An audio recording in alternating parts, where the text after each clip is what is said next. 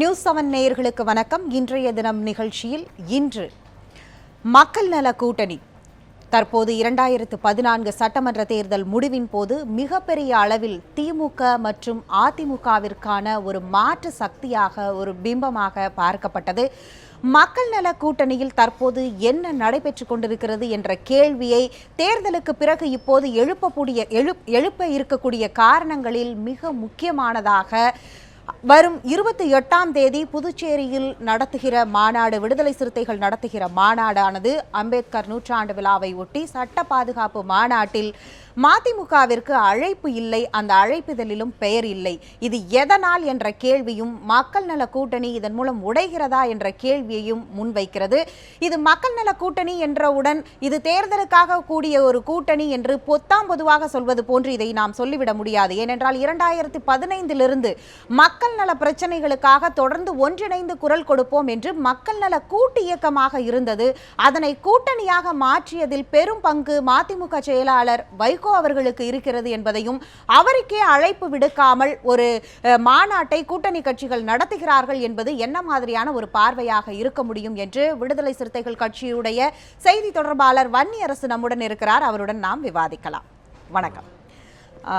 உங்களுடைய இந்த மாநாட்டு அழைப்பிதழில் அவருடைய பெயர் இல்லை. அதனால் எல்லோருக்கும் வரக்கூடிய அடுத்த கேள்வியான அந்த கேள்வியை தான் நான் உங்களிடம் முதல் கேள்வியாக வைக்கிறேன். ஏன் அழைப்பு விடுக்கப்படவில்லை?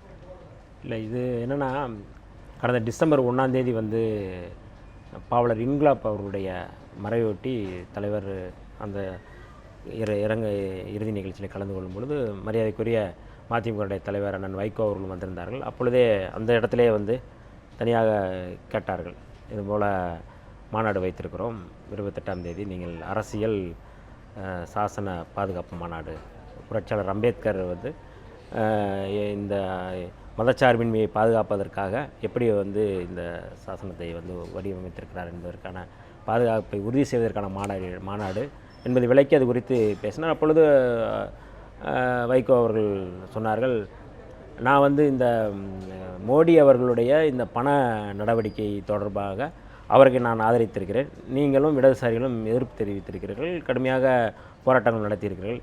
இந்த நேரத்தில் ஒரே மேடையில் பேசும்பொழுது நீங்கள் கண்டிப்பாக அரசியல் சாசன சட்டத்தின்படி இது குறித்தும் நீங்கள் பேச வேண்டியது வரும், நானும் அங்கே இருக்கும்பொழுது நான் மறுத்து பேச வேண்டியிருக்கும், அது தேவையில்லாத முரண்பாடு எழும், ஆகவே இந்த முறை நான் இல்லாமலே நீங்கள் நடத்துங்கள் என்று அவர்கள் தெளிவுபடுத்தியிருந்தார்கள். இதில் என்னென்னா, ஒரு மாநாடு நடத்தும் பொழுது மாநாட்டில் எல்லாரையும் நாங்கள் அழைத்தோம்.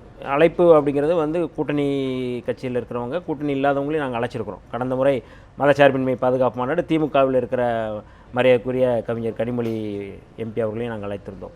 ஆகவே இது இந்த மாநாடு என்பது கூட்டணியில் இருப்பவர்களை மட்டும் அழைப்பவர்களை, ஒத்த கருத்துடையவர்களை அழைத்திருக்கிறோம். அந்த வகையில் இன்றைக்கு மரியாதைக்குரிய அண்ணன் வைகோ அவர்களை அழைக்கவில்லை என்பதற்கு காரணம், அவரும் விடுதலை சிறுத்தைகளும் பேசிதான் இந்த முறை இந்த மாநாட்டில் அவர்கள் இந்த ஒரு நெருக்கடி இருக்கிறது என்பதற்காகத்தான் அது மறுத்திருக்கிறது. இதில் என்னென்னா, அவரும் எங்கள் மாநாட்டை புறக்கணிக்கவில்லை, நாங்களும் அவரை தவிர்க்கவில்லை. அதுதான் கடந்த கால தமிழக வரலாறுல பார்த்தீங்கன்னா, அது திமுகவுடைய கூட்டணியாக இருக்கட்டும், அதிமுகவுடைய கூட்டணியாக இருக்கட்டும், அதில் பல்வேறு கட்சிகள், உங்களை போன்ற பல கட்சிகள் இந்த இரண்டு தலைமையுடனும் கூட்டணி வைத்திருக்கிறீர்கள். ஆனால் அது ஒரு தேர்தல் கால கூட்டணியாக இருந்திருக்கும். ஒரு சில விஷயங்களில் ஒத்துப்போவதும், பல விஷயங்களில் அதற்கு மாற்று திசையில் தேர்தலுக்கு அப்புறம் பயணிக்கிறதுங்கிறது வழக்கமான ஒரு நடைமுறை. இது இந்தியா முழுவதுமே அப்படியான ஒரு நடைமுறை தான். இதற்கெல்லாம் மாற்று, நாங்கள் தேர்தலுக்காக கூடிய கூட்டணி இல்லை என்று சொல்லிதான் நாங்கள் மக்களுடைய பிரச்சனை எல்லாத்துக்குமே, நான் அதைத்தான் முன்னுரையில் சொன்னேன், மக்கள் நல கூட்டு இயக்கமாக நீங்கள் கூடியதுடைய நோக்கம், இந்த கூட்டு முயற்சியுடைய நோக்கமே மக்கள் நல பிரச்சனையை ஒன்றிணைவதுதான். இப்பொழுது இந்த திமுக கூட்டணிக்கும் அதிமுக கூட்டணிக்கும் மாற்று என்று சொல்லிவிட்டு நீங்களும் அதே போன்று தேர்தலுக்காக ஒரு கூட்டணி, ஏனென்றால் தேமுதிக வெளியே போய்விட்டது தேர்தலுக்கு பிறகு, ஜி.கே. வாசன் அவர்கள் வெளியே போய்விட்டார்கள் தமிழ் மாநில காங்கிரஸ் என்னும் பொழுது, திமுக அதிமுகவிற்கான மாற்று என்ற இடத்தில் உங்களுடைய ஃபார்முலா அதே ஃபார்முலாவாக இருக்கிறது. அதாவது தேர்தலுக்கு பிறகும் நாங்கள் பல்வேறு போராட்டங்கள் நடத்தியிருக்கிறோம். காவிரி பிரச்சனைக்காக எல்லோரும் சேர்ந்து நாங்கள் போராட்டம் நடத்தியிருக்கோம். டெல்டா மாவட்டங்களில் மக்கள் நல கூட்டணி சார்பாகவே போராட்டங்கள் நடத்தியிருக்கோம். சென்னையிலும் நடத்தியிருக்கிறோம். ரயில் மறியல், விவசாயிகள் நடத்துகிற மறியல் எல்லாத்துலேயுமே சேர்ந்து தான் நாங்கள் பயணப்பட்டிருக்கோம். இந்த ஒரு பிரச்சனை என்பது அவருக்கு அந்த கருத்தில் அவருக்கு விருப்பப்பட்டு அல்லது அந்த கருத்தை ஏற்றுக்கொண்டு அவர் வந்து அதில் மோடி அவர்களை சந்தித்திருக்கிறார்கள். எங்களை பொறுத்தளவில் வந்து நாங்கள் அடிப்படையில் நாங்கள் இஷ்யூ பேசிஸ்லேயே வந்து நாங்கள் வந்து ஆதரவு எதிர்ப்புங்கிற நிலை இது இல்லை. அடிப்படையில் ஒரு இந்துத்துவ எதிர்ப்பில் நாங்கள் வந்து விடுதலை சிறுத்தைகள் வந்து நிற்கிறோம். இன்றைக்கி வந்து மோடியை பொறுத்தவரை நாங்கள் அப்படித்தான் பார்க்குறோம். அவர் ஒரு இந்துத்துவ குறியீடு, ஒடுக்கப்பட்ட சிறுபான்மை தாழ்த்தப்பட்ட மக்களுக்கு எதிரான ஒரு அடையாளம். அந்த அடிப்படையில் தான் நம்ம வந்து பார்க்குறோம். மரியாதைக்குரிய அண்ணன் வைகோ அவர்கள் இந்த ஒரு பிரச்சனையை மட்டும் வைத்து அவர் வந்து இதை முன்வைக்கிறார். எங்களை பொறுத்தவரையில் அவருடைய நிலைப்பாடு காலப்போக்கில் மாறும் என்பது எங்களுடைய எண்ணம். ஏனென்றால் இது கடுமையான இந்த நாட்டுக்கு ஏற்பட்டுள்ள ஒரு மிக பொருளாதார எமர்ஜென்சி. இதைத்தான் எங்களுடைய தலைவர் முதல்ல வந்து அறிவித்த உடனே சொன்னார், இது வந்து சர்வாதிகார ஆட்சியா இல்லை ஜனநாயக ஆட்சியா, இது வந்து அவசர கால எமர்ஜென்சியாக இருக்குது, பொருளாதார எமர்ஜென்சியாக இருக்குது, இதை உடனே திரும்ப பெறணும்னு சொன்னது. இன்றைக்கி ஆந்திரனுடைய முதல்வர் சந்திரபாபு நாயுடு கூட முன்னாடி அவர் ஆதரித்தவர், இன்று அவர் வந்து இல்லை இது மக்களுக்கு பெரிய சிரமங்கள் இருக்குது, கடுமையான அவர்கள் பணத்தட்டுப்பாட்டில் இருக்கிறாங்க, நாடே வந்து பொருளாதாரத்தில் வந்து நிலை தடுமாறி இருக்குது, பொருளாதார தடுமாற்றம் இருக்குது, பொருளாதார சீர்திருத்தம்ங்கிற பேரில் வந்து முற்றிலுமாக ஒரு தடுமாற்றத்தை தான் இந்தியா சந்தித்திருக்குன்னு அவர் சொல்லியிருக்கிறாரு. ஆக இது அவர் ஏற்கனவே ஆதரித்தவர், அந்த கூட்டணியில் இருந்து அவர் செயல்படுறார். அதுபோல் வந்து மரியாதைக்குரிய அண்ணன் வைகோ அவர்கள் நிலைப்பாடும் வந்து இன்னும் கொஞ்சம் காலத்திலே அவர் மாற்றம். ஏன்னா மக்கள் மிகப்பெரிய ஒரு எதிர்ப்பையும் மக்களுடைய அதிருப்தி கடுமையான வன்முறை ஏற்படுற அளவெல்லாம் வந்து இந்தியாவில் ஏற்பட போகிறது. ஆகவே அதற்கான மாற்றம் வரும். ஆகவே வந்து இந்த ஒரு பிரச்சனையை வைத்துக்கொண்டு மக்கள் நல கூட்டணி என்பது வந்து அதுக்கடுத்த போராட்டம் இல்லை என்பதற்கான அர்த்தம் இல்லை. தொடர்ச்சியாக நாங்கள் இயங்கி செயல்பட்டு கொண்டிருக்கிறோம். இன்றைக்கு கூட எங்களுடைய தலைவர் கோவையில் நடந்த பத்திரிகையாளர் சந்திப்பில் சொல்லியிருக்கார், மக்கள் நல கூட்டு இயக்கம் போராட்ட களத்தில் நின்றிருக்கிறோம், மக்கள் நல கூட்டணி தேர்தல் களத்தில் நின்றிருக்கிறோம். அதற்கடுத்து வந்து எந்த மக்கள் நல பிரச்சனைக்காக நாங்கள் நிற்கத்தான் போகிறோம். தேர்தலுக்கான ஒரு வடிவம்ங்கிறது வந்து அடுத்தடுத்து மாறும் என்று தான் அவர் வந்து சொல்லியிருக்கிறார்கள். சற்று முன் வந்து திருமாவளவன் அவர்கள், உங்களுடைய தலைவர் அவர்கள் வந்து பேசும்பொழுது தெளிவாக நாங்கள் இருவரும் பேசி ஒரு பரஸ்பர நடவடிக்கையில் முன் வச்சிருக்கிறோம், இந்த மாதிரி அவர் பேரை அழைப்புதலில் சேர்ப்பதில்லை என்பதை நாங்கள் முடிவு பண்ணியிருக்கிறோம் அப்படின்னு.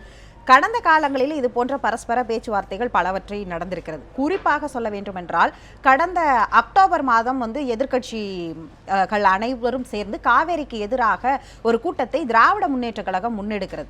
அதில் முதல் கட்டமாக விடுதலை சிறுத்தைகள் பங்கேற்பதற்கான வாய்ப்புகள் அதிகம் இருப்பதான ஒரு பேச்சு. அந்த மாநாடு, அந்த அவர்கள் எதிர்க்கட்சிகள் கூடிய அந்த ஒரு கூட்டணி அன்று கருத்தரங்கத்தன்று முதல் நாள் வரை மாலை இரவு வரை வந்து அந்த எதிர்பார்ப்பு தொடர்ந்து வந்து ஒரு நீண்டு கொண்டே இருந்தது. அப்புறம் மாலை வந்து மக்கள் நல கூட்டணிக்குள் கருத்து வேறுபாடுகள் இருப்பது, குறிப்பாக வைகோ அவர்களுக்கு அதில் போய் சேருவதில் விருப்பம் இல்லை என்பதற்காக தன்னுடைய கருத்தை மாற்றிக்கொள்வதாகவும், அதற்கு பிறகு வந்து சட்டமன்ற எதிர்க்கட்சி தலைவர்களுக்கு உங்க தலைவர் வந்து ஒரு கடிதம் கூட எழுதியிருந்தார், அதில் பங்கேற்க முடியாததுடைய வருத்தத்தையும், மக்கள் நல பிரச்சனையில நாங்க எல்லா பக்கமும் மக்கள் பக்கம் தான் நாங்க நிக்கிறோங்கிறது. இது போன்ற ஒரு விஷயத்தை அன்றைக்கு எதற்காக உங்களுக்கு அதில் போய் கலந்து கொள்ள வேண்டும், தமிழக மக்களுக்காக செய்ய வேண்டும் என்று ஒரு எண்ணம், ஆனால் வந்து ஒரு கூட்டணிக்குள்ள சில விஷயங்களை நம்ம கடைபிடிக்கணும்னு ஒரு எண்ணம், நீங்கள் ஒரு முடிவை எடுக்கிறீர்கள்.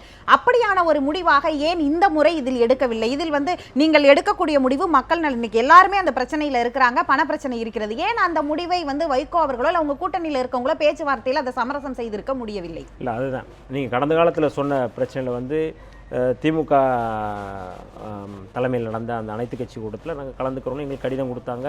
அது வந்து கலந்துக்கிறோனுங்கிறதுல நாங்கள் விருப்பம் இருந்தது. ஏன்னா அது ஒரு மக்கள் பிரச்சனை.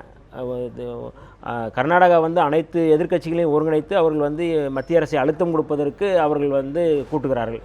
அதே போல் தமிழகத்தில் அதற்கான கூட்டத்தை ஆளுங்கட்சி கூட்டவில்லை என்றால் எதிர்க்கட்சி கூட்ட வேண்டும் என்று முதலில் சொன்னவர் எங்களுடைய தலைவர் தான். இந்த கருத்தை நாம தொடர்ந்து பேசுவோம். இப்ப தொடர்பில் வந்து மதிமுகவுடைய செய்தி தொடர்பாளர் வந்து மல்லை சத்யா அவர்கள் தொடர்பில் இருக்கிறார்கள், அவர்களிடம் நாம் பேசலாம். வணக்கம் சார். வணக்கம். நீங்க சொல்லுங்க, இப்ப உங்களுடைய பெயர் அழைப்புதலில் இல்லை அந்த புதுச்சேரியில் நடக்க போகிற அந்த மாநாட்டில், இது எப்படியாக எடுக்கப்பட்ட முடிவு? இந்த முடிவை உங்களுடைய கட்சி தலைமை எப்படி எதிர்கொள்கிறது? துவக்கத்தில் விடுதலை சிறுத்தைகள் நடத்துகின்ற அந்த மாநாடு என்பது அரசு சாசனத்தை உருவாக்கிய புரட்சியாளர் அம்பேத்கர் அவர்கள் வகுத்தளித்த அந்த சட்ட பாதுகாப்பு மாநாடு என்றே அவர்கள் அறிவித்ததன் பேரில் தலைவர் வைகோ அவர்கள் அந்த இசைவளித்தார். பின்பாடுதான் அது தெரிந்தது. மத்திய அரசாங்கம் ரூபாய் மதிப்பு குறைப்பு சம்பந்தமான மாநாடு என்று அறிவித்ததின் பின்னால் நாங்கள் அதை வரவேற்றிருக்கின்ற விஷயத்தில் அதை நீங்கள் எதிர்க்கின்ற அந்த மாநாட்டில் நாங்கள் எப்படி கலந்து கொள்ள முடியும் என்று அண்ணன் தலைவர் திருமாவிடம் எங்களுடைய அன்பு தலைவர் வைகோ அவர்கள் எடுத்துச் சொன்னார்கள். இருந்தாலும் நீங்கள் துவக்கத்திலிருந்து பேசிவிட்டு செல்லுங்கள் என்று கூட கருத்துரை பரப்பப்பட்டது, கருத்துக்கள் பரிமாறப்பட்டது. ஆனால் எதிர்க்கின்ற சூழலில் நாங்கள் அதை வரவேற்கின்ற சூழலில் எதிர்க்கின்ற மாநாட்டில் நாங்கள் எப்படி பங்கேற்க முடியும்? எனவே இந்த மாநாட்டில் நீங்கள் நடத்தி கொள்ளுங்கள் என்று தலைவர் வைகோ அவர்களுடைய அறிவுறுத்தின் பேரிலே அதில் நாங்கள் பங்கேற்கவில்லை என்பதை நீங்கள் தெளிவாக புரிந்து கொள்ளலாம். இருப்பினும் இந்த ரூபாய் மதிப்பீட்டு விஷயத்தை பொறுத்தவரையிலும் தமிழ்நாட்டு மட்டுமல்லாமல் இந்தியாவில் இருக்கிற அனைத்து கட்சிகளும் அதை வரவேற்றிருக்கின்றன. ஆனால் நடைமுறைப்படுத்தப்பட்டதில் தான் சில சிரமங்களை மக்கள் எதிர்கொண்டிருக்கின்றார்கள்.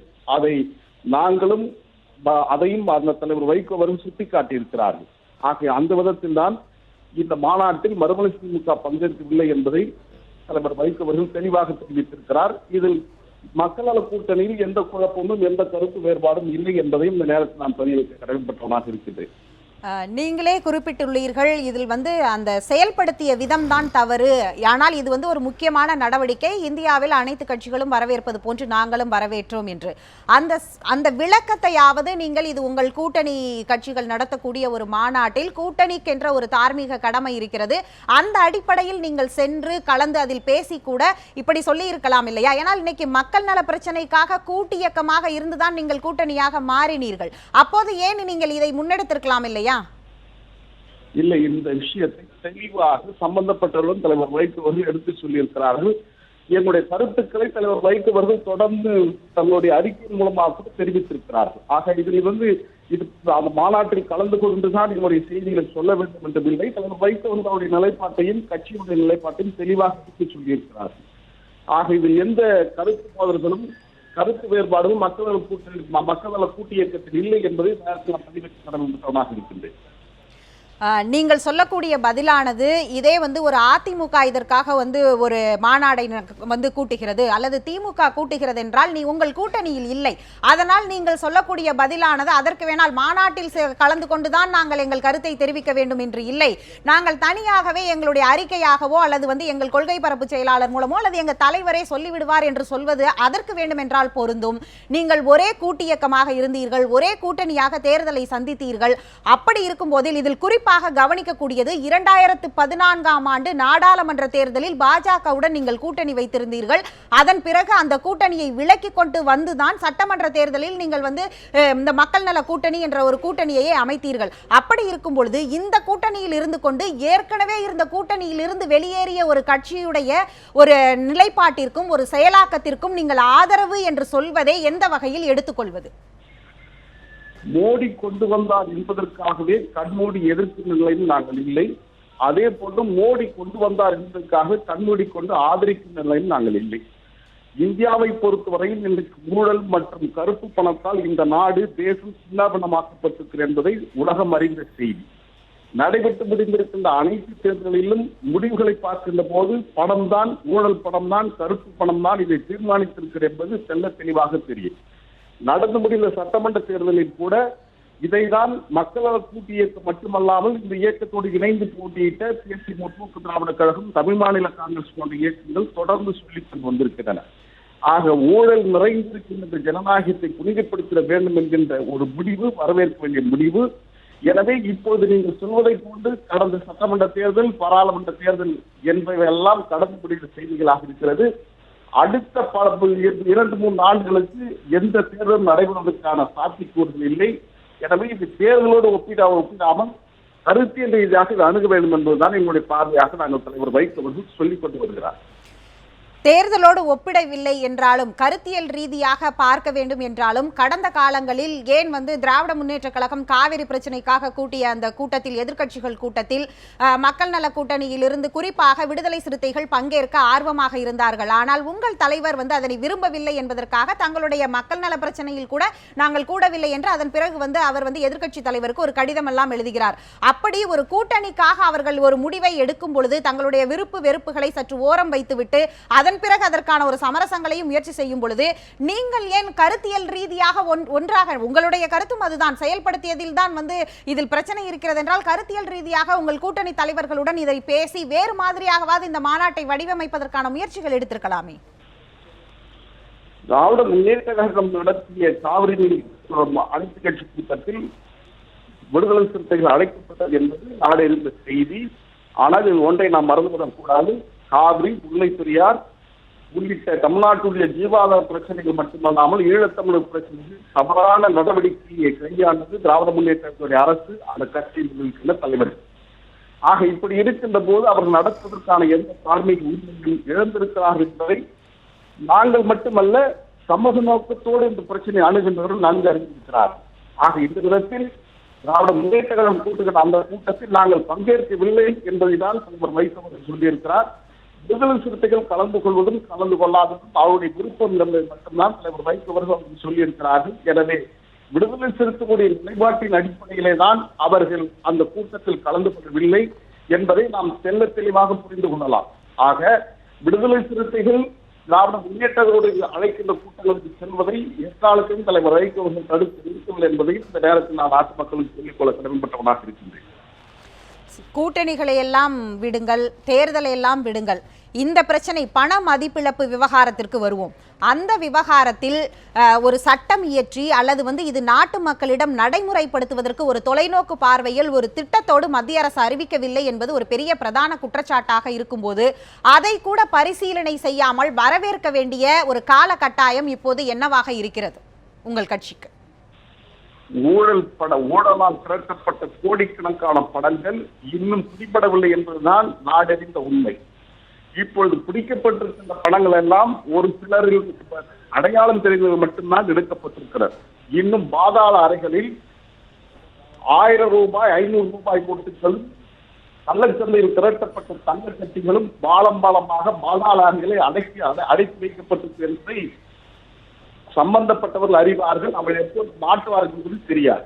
ஒரு பிரச்சனை ஏற்படுகின்ற போது பொதுமக்களுக்கு இது போன்ற பிரச்சனை வரும் என்பதை முன்கூட்டி உணராமல் எடுத்த நடவடிக்கை என்பதை நாங்கள் தெளிவாக சொல்லியிருக்கிறோம். ஆக இந்த பிரச்சனையில் மக்கள் பாதிக்கப்பட்டிருக்கிறார்கள் எந்த மாற்று இடமில்லை. ஆனால் இது இவர்களை நோக்கி வீசப்பட்ட வலை அல்ல, மாறாக ஊழல் திட்டங்களை பிடிப்பதற்காகத்தான் இந்திய நாட்டுடைய பிரதமர் நரேந்திர மோடி அவர்கள் இந்த திட்டத்தை அறிவித்திருக்கிறார்கள். எனவே ஊழல் திட்டங்கள் இன்னும் மாற்றவில்லை என்பதுதான் என்னுடைய கருத்து. இன்னும் பல கோடி ரூபாய் பிடிபடுவதற்கான வாய்ப்புகள் இருக்கிறது என்பதை நாம் மறந்துவிடக்கூடாது. தொடர்ந்து உங்களுடைய நிலைப்பாட்டையும் உங்கள் கருத்தையும் எங்களோடு பகிர்ந்து கொண்டதற்கு ரொம்ப நன்றி சார். நாடாளுமன்ற கூட்டத்தொடர் எப்படி நடந்ததுன்னு நீங்களும் பார்த்திருப்பீங்க. அதில் முக்கியமாக இந்த பண மதிப்பிழப்பு விவகாரத்தில் தமிழகத்தை சேர்ந்த முக்கிய கட்சிகளான அதிமுக, திமுக, காங்கிரஸ் 3 கட்சிகளுமே கடுமையாக எதிர்த்தார்கள். மார்க்சிஸ்ட் கம்யூனிஸ்டும் இந்திய கம்யூனிஸ்ட் கட்சிகள் என்று எல்லாருமே இதை கடுமையாக எதிர்த்தார்கள். இப்ப சட்டமன்றத்திற்குள் இருக்கக்கூடிய முக்கிய கட்சியான அதிமுக, திமுக, காங்கிரஸ் இந்த 3 கட்சிகளும் கடுமையாக நாடாளுமன்றத்திலும் எதிர்த்திருக்கிறார்கள். உங்கள் மாநாட்டில் இவர்களுக்கெல்லாம் அழைப்பு விடுக்கப்பட்டிருக்கிறதா? இல்லை, அதான் இது புரட்சியாளர் அம்பேத்கர் அவர்கள் யாத்து தந்த அந்த அரசியல் சாசன சட்டத்தை பாதுகாக்க வேண்டும் என்கிற ஒரு நோக்கத்தோடு இந்த மாநாடை நாங்கள் நடத்துகிறோம். கடந்த டிசம்பர் 6ஆம் தேதி நடத்துவதாக இருந்தோம். மழை வெள்ளம் அதெல்லாம் தள்ளி வச்சு இப்போ 28க்கு நாங்கள் கொண்டு வந்திருக்கிறோம். விடுதலை சிறுத்தைகள் இந்த வடிவமைத்திருக்கிற இந்த மாநாடு என்பது விரிவு செய்யப்படாமல் நாங்கள் இது யாரோட ஒத்த கருத்துடையவங்களோ அதுக்குள்ளே மட்டும்தான் நாங்கள் இதை பண்ணியிருக்கோம். அந்த அளவில் நாங்கள் இடதுசாரிகளும் நாங்களும் மட்டும் இந்த மாநாடு நடத்துறதுன்னு ஏற்கனவே முடிவு செய்து தான் நாங்கள் இதை பண்ணியிருந்தோம். மதிமுக கூட்டணியில் இருந்தால் கூட அவங்க அந்த நிலைப்பாடு அவரே ஒரு ஜனநாயக ரீதியாக அவர் ஒரே மேடையில் பற்றி விவாதிப்பதற்கோ அங்கே முரண்பட்ட கருத்துக்களோடு நம்ம பேசுவதற்கோ தேவையில்லை, அதை நம்ம அவாய்ட் பண்ணுவோங்கிறதுனால அதை அவர் இக்னோர் பண்ணிட்டு போயிட்டாங்க. ஆக இன்றைக்கு இந்த மாநாடு என்பது நாங்கள் இடதுசாரிகளும் நாங்கள் மட்டும் நடத்துகிறோம். இது தேசிய அளவிலே இடதுசாரிகளும் விடுதலை சிறுத்தைகளும் தலித் இயக்கங்களும் தேசிய அளவில் ஒரு ஒருங்கிணைந்த ஒரு கருத்தோடு இருக்கிற இயக்கங்கள். ஆகவே இந்த மாநாடு என்பது புரட்சியாளர் அம்பேத்கருடைய அந்த கருத்தை வலுப்படுத்துவதற்காக அந்த மாநாட்டை நாங்கள் நடத்துகிறோம். இதில் நீங்கள் சொன்ன போல் திமுக, அதிமுக அழைக்கப்படவில்லை என்று சொல்வதற்கு அங்கே இடமே இல்லை. ஏன்னா நாங்கள் முன்பே முடிவு செய்யப்பட்ட மாநாடு தான். இந்த விவகாரத்தில் அந்த இரண்டு கட்சிகளுமே பார்த்தீர்கள் என்றால் நாடாளுமன்றத்தில் அதிமுகவுடைய நாடாளுமன்ற உறுப்பினர் வந்து நவநீத கிருஷ்ணன் எல்லாம் அவ்வளவு ஆக்ரோஷமாக பேசினார். நாடாளுமன்ற உறுப்பினர்கள் திராவிட முன்னேற்ற கழகத்திலும் வந்து மிக வெளிப்படையாக கடுமையாக விமர்சித்து பேசினார்கள். டி ராஜா அவர்களும் மிக கடுமையாக விமர்சித்து அவர் வந்து நாடாளுமன்றத்தில் பேசியிருக்கிறார் மாநிலங்களவை. அப்படி இருக்கும் பொழுது ஏன் வந்து நீங்கள் திமுக அதிமுகவையும் அழைத்திருக்கலாம் இல்லையா இந்த பிரச்சனையை பொறுத்தவரை? ஒரு பிரச்சனையை நாங்கள் வந்து மையப்படுத்தி இந்த மாநாட்டை நாங்கள் வந்து இந்த ஒரு பிரச்சனைக்காக மரியாதைக்குரிய அண்ணன் வைகோ அவர்களை வந்து தவிர்க்கவில்லை. அதை ஏற்கனவே சொல்லி அவர் வந்து புறக்கணிக்கவும் இல்லை, நாங்கள் வந்து தவிர்க்கவும் இல்லை. இது வந்து வேறு இந்தியா வந்து ஒருனுடைய நிலையற்ற ஒரு தன்மையை, ஒரு ஸ்திரத்தன்மையை வந்து சீர்குலைக்க முயற்சி செய்திருக்கிறார் மோடி அவர்கள். நீங்கள் புதிய கல்விக் கொள்கையை ஒன்றை உருவாக்கியிருக்கிறார். ஜெய் ஸ்ரீராம் என்ற முழக்கத்தோடு வந்து ஒரு பிரதமரே நாட்டை வந்து ஜெய் ஸ்ரீராம் முழக்கத்தோடு இருக்கிறார். அதை விட வந்து அவர் வந்து மகாபாரதத்தை வந்து படிக்கணும் அப்படின்னு வந்து சொல்றாங்க. பகவத்கீதையை தேசிய நூலாக அறிவிக்கணும்னு சொல்லி சொல்றாங்க. இந்த கருத்துக்கு எல்லாத்துக்குமே வந்து திமுக எதிர்ப்பு தெரிவிச்ச ஒன்றுதான். இது எல்லாமே வந்து நீங்கள் வந்து ஒரு இந்தியாவினுடைய ஒட்டுமொத்தமாக வடிவத்தை, அதனுடைய முகத்தை மாற்றுவதற்கு முயற்சிக்கிறார். ஒரே நாடு என்கிற இதை புள்ளியிலே கொண்டு போக முயற்சிக்கிறார். இது ஒரு மதச்சார்பற்ற நாடு, ஆனால் மதச்சார்புள்ள நாடாக, இந்துத்துவ நாடாக மாற்ற முயற்சிக்கிறார் பாஜகவினுடைய மோடி அவர்கள். ஆக இதை வந்து நாங்கள் கொள்கை அளவிலே வலுவாக நாங்கள் எதிர்ப்போம். கொள்கை அளவில் நாங்கள் வந்து இந்துத்துவ எதிர்ப்பில் இன்றைக்கு வந்து இந்த மக்களை சீர்குலைப்பது, இந்த மக்களுக்கு எதிராக இருப்பது இந்த கொள்கை, இந்த வர்ணாசிர கொள்கையை வந்து நடைமுறைப்படுத்துகிற ஒரு கட்சி பிஜேபி, மக்களுக்கு எதிரான கட்சி, மக்களுக்கு எதிரான இயக்கம். அந்த அடிப்படையில் நாங்கள் அடிப்படை அதுதான், அந்த அடிப்படையில் இந்த குறிப்பாக பண மதிப்பு அப்படிங்கிற பிரச்சனைக்கு இந்த கொள்கையெல்லாம் கூட அப்பாற்பட்டது. எல்லாருமே இன்றைக்கு வந்து பிரச்சனையில இருக்கிறாங்க. அப்படிங்கும்போது நீங்கள் எல்லா கட்சிகளையும் அழைத்திருந்தால் தானே மத்திய அரசு வந்து அதாவது பொது சிவில் சட்டத்திற்கு நீங்கள் வந்து எதிர்ப்பு தெரிவித்து எப்படி அனைத்து கட்சிகளையும் அழைத்து அவ்வளவு பெரிய ஒரு மாநாட்டை நடத்தியவர்கள் இப்போது ஏன் திரும்ப நீங்க ரெண்டு கட்சியோட ஒரு மாநாட்டை சுருக்க வேண்டிய காலகட்டம்? உங்க கூட்டணிக்குள்ளேயே அதற்கு ஏகப்பட்ட முரணான கருத்து, அதுவும் முக்கியமாக கூட்டணியை ஒருங்கிணைப்பாளரே இந்த மாநாட்டில் கலங்கும் போது அது என்ன மாதிரியான ஒரு மாநாடுன்னு கேள்வி வருதுல்ல? எந்த முரண்பாடும் இல்லை, எந்த விதமான பிளவும் இல்லை, ஒரு முரண்பட்ட கருத்துக்களும் இல்லை. இது புதுச்சேரியில் நடக்குது. முதல் துவக்கமாக வந்து அந்த புரட்சியாளர் அம்பேத்கருடைய அந்த சட்டத்தை வந்து பாதுகாப்பதற்காக முதல் புள்ளியாக நாங்கள் புதுச்சேரியில் நடத்துகிறோம். அடுத்தடுத்து வந்து தமிழ்நாட்டிலோ மற்ற இடங்களில் நடத்தும் பொழுது இது குறித்து நீங்கள் சொன்ன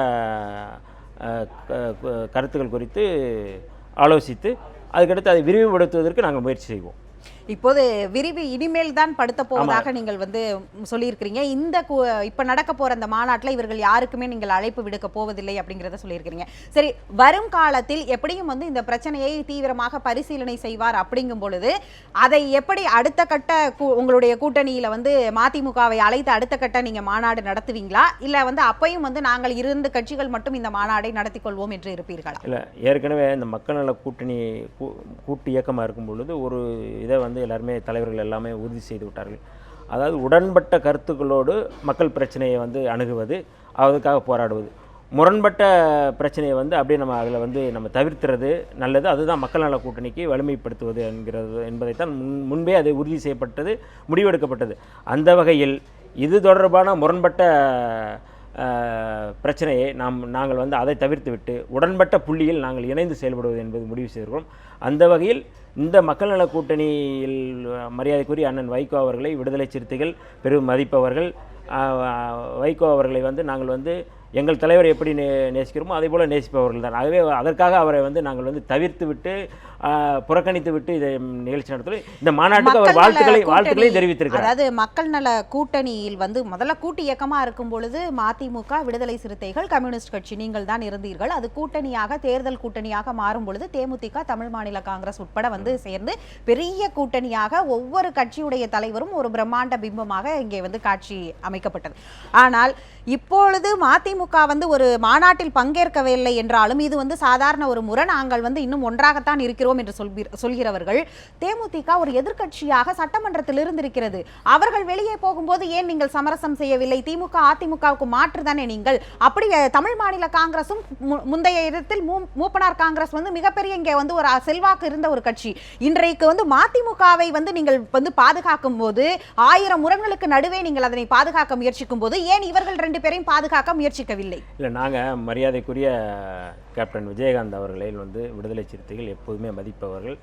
அவரை நாங்கள் வந்து எதிர்க்கட்சி தலைவராக ஆனார் என்பதற்காக அல்ல, அவர் வந்து விடுதலை சிறுத்தைகளோடு எப்போதுமே ஒரு இணக்கமான போக்கை கொண்டவர். மக்கள் நல கூட்டு இயக்கத்தில் இந்த 4 கட்சி, இடதுசாரிகள், மதிமுக, விடுதலை சிறுத்தைகள், 4 கட்சிகள் நாங்கள் இருக்கிறோம். கூட்டணி என்று வந்தபோது தமிழ் மாநில காங்கிரஸும் தேமுதிக வந்தது. முன்பே சொன்னோம், அதாவது நாங்கள் அமைக்கும் பொழுது தேமுதிக, மக்கள் நல கூட்டணி, தமிழ் மாநில காங்கிரஸ் தான் நாங்கள் வந்து அதில் வந்து குறிப்பிட்டுப்போம். இந்த கூட்டு இயக்கத்தில் வந்து இருக்கிறது 4 பேர் தான். இந்திய கம்யூனிஸ்ட் கட்சி, மார்க்சிஸ்ட் கம்யூனிஸ்ட் கட்சி, விடுதலை சிறுத்தைகள் கட்சி, மதிமுக, அந்த 4 தான். கூட்டணியில் தான் வந்து நீங்கள் யார் வேணாலும் சேர்றது அப்படின்னு. கூட்டு இயக்கத்தில் நாங்கள் யார் நிறைய கட்சிகள்லாம் வரணும்னு சொன்னாங்க, நாங்கள் அதெல்லாம் அதில் அவாய்ட் பண்ணிட்டோம். இந்த 4 தான் இருக்கோம், இந்த 4 கட்சிகள் தான் நாங்கள் போராடுவோம், இது 4 பேரோட தான் நாங்கள் பயணப்படுவோம்னு சொல்லி ஏற்கனவே முடிவு செய்யப்பட்டது, வரையறுக்கப்பட்டது.